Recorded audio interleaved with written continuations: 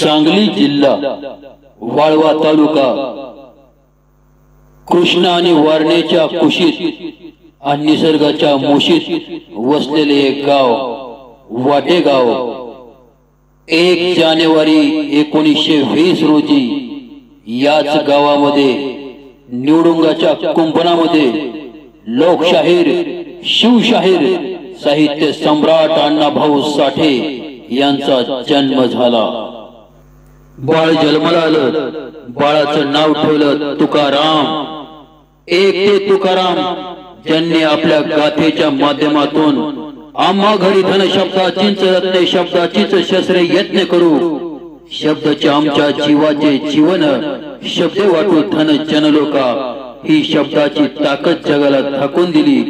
आणि या साहित्यकारानं आपल्या ग्रंथांच्या माध्यमातून दलित पीडित लोकांचं दुःख जगासमोर मांडण्याचं काम केलं, तेही या शब्दांच्या माध्यमातून। पण बघा, हा साहित्यकार जन्माला आला, बाळ जन्माला आलं, पण बाळाची बाळगुटी करण्यासाठी सुद्धा पैसे नव्हते।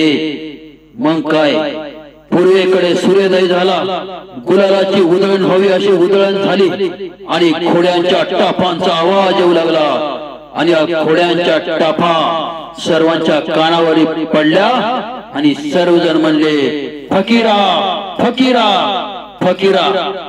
आणि फकीराचं वाटेगाव मध्ये आगमन झालं। फकीरा गावात आल्याबरोबर त्याला बातमी कळाली की वालूबाईंना मुलगा झालाय, मी मामा झालोय। तो धावतच आपल्या बहिणीकडे गेला आणि बहिणीकडे गेल्यानंतर तिने सांगितलं की अरे फकीरा तू मामा झाला। पण एका स्त्रीने सांगितलं अरे बाळ खूप चांगलं झालंय, पण बाळाची बाळगुटी करण्यासाठी घरामध्ये पैसे नाहीत। त्यावेळेस फकीरा इंग्रजांच्या छावणीमध्ये लूट करून आणला होता आणि त्यानं सुरती नाणं लुटून आणली होती। त्या सुरती नाण्यामधली एक मूठ त्यानं हातामध्ये घेतली, आपली मानलेली बहीण वालूबाई यांच्या पदरामध्ये टाकली आणि काय म्हणाले फकीरा, अक्का हा क्रांतीचा खजिना आहे, क्रांतीचा, या क्रांतीच्या खजिनाची बाळगुटी या बाळाला पाज, हा क्रांतिकारक झाल्याशिवाय राहणार नाही। आणि हे फकीराचे वाक्य सत्य झाले। लोकशाहीर शिवशाहीर साहित्य सम्राट अण्णाभाऊ वाटेगावच्या त्या निवडुंगाच्या कुंपणात जन्माला आले। पण हा क्रांतिकारक रशियापर्यंत पोहोचला, ज्या रशियामध्ये अण्णाभाऊ साठेंचं आगमन झाल्याबरोबर लोक म्हणायचे Sultan fame Annabhau Sathe is coming, आणि अण्णाभाऊ साठे साठी स्टँडिंग ओवेशन उभा राहून टाळ्या वाजवल्या जात होत्या। इंडो सोव्हिएट कल्चरच्या वतीने ज्यावेळेस 6 लोकांचं शिष्टमंडळ रशियामध्ये पाठवण्यात आलं, त्यामध्ये 2 डॉक्टर होते, 2 इंजिनियर होते, एक साहित्यकार अण्णाभाऊ साठे आणि एक संगीतकार होते। हे लोक जेव्हा रशियामध्ये पोहोचले त्यावेळेस त्यांना स्वतःची ओळख सांगायची होती। जे डॉक्टर होते त्यांनी सांगितलं की मी अमुक अमुक मेडिकल संस्थेकडून या ठिकाणी आलेलो आहोत। जे इंजिनियर होते त्यांनी सांगितलं की अमुक अमुक कंपनीकडूनच्या माध्यमातून या ठिकाणी आलेलो आहोत। संगीतकार होते त्यांनी एका मोठ्या संगीतकाराचं नाव सांगितलं, त्यांच्या वतीनं मी या ठिकाणी आलेलो आहोत। पण जेव्हा अण्णाभाऊ साठेंना विचारलं की तुम्ही कोणत्या ठिकाणाहून आलात, त्यावेळेस अण्णाभाऊ साठेंनी सांगितलं मी छत्रपती शिवाजी महाराजांच्या देशामधून आलेलो आहोत। आणि याच अण्णाभाऊने हातामध्ये डब घेऊन रशियाच्या चौकामध्ये छत्रपती शिवाजी महाराजांचे पोवाडे गायले। अरे छत्रपती शिवाजी महाराजांचा इतिहास रशियापर्यंत जर कोणत्या साहित्यकारानं कोणत्या महापुरुषानं पोहोचवला असेल तर ते होते लोकशाहीर शिवशाहीर साहित्य सम्राट अण्णाभाऊ साठे। अण्णाभाऊ साठे लोकशाहीर अमर शेख गंगाराम गव्हाणकर यांचं लालबावटा पथक एक वेळेस नागपूर या ठिकाणी आलेलं होतं आणि याच नागपुरामध्ये आगमन त्या दिवशी झालं होतं राष्ट्रसंत तुकडोजी महाराजांचं। तुकडोजी महाराजांचं त्या ठिकाणी कीर्तन होतं। पण ज्या वेळेस त्यांना समजलं की लोकशाहीर अण्णाभाऊ साठे आणि त्यांचं लाल बावटा पथक या नागपूर नगरीमध्ये आलेलं आहे, त्यावेळेस त्यांनी सांगितलं की मी आज कीर्तन करणार नाही. आजपर्यंत ज्या लोकशाहीराचं फक्त मी नाव ऐकलेलं आहे, त्या लोकशाहीराला मी प्रत्यक्ष पाहण्यासाठी जाणार आहे. आणि राष्ट्रसंत तुकडोजी महाराज कीर्तन सोडून लाल बावटा पथकाचा कार्यक्रम पाहण्यासाठी गेले.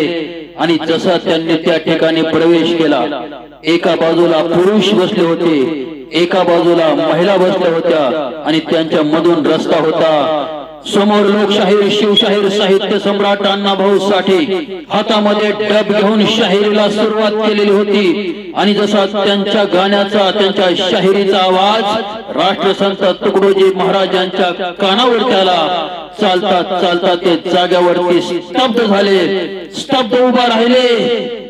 आणि जोपर्यंत अण्णाभाऊ साठे पोवाडा गात होते, तोपर्यंत त्यांचा पोवाडा ते ऐकत राहिले. आणि पोवाडा संपल्याबरोबर राष्ट्रसंत तुकडोजी महाराजांच्या मुखामधून आपसूक शब्द बाहेर पडले की महालामध्ये रक्त शोषण करणारे ठेकून जन्माला येतात, पण छपराच्या घरामध्येच कला जन्माला येते. लोकशाहीर अण्णाभाऊ साठे हे जातीवंत शाहीर आहेत, हे राष्ट्रसंत तुकडोजी महाराज यांनी सांगितलं. अगर पैदा न होता ये मसीहा तो खुशियों का सिलसिला न होता, अगर पैदा न होता ये मसीहा तो खुशियों का सिलसिला न होता. बेरंग हो जाती है जमीन और आसमान का रंग नीला न होता.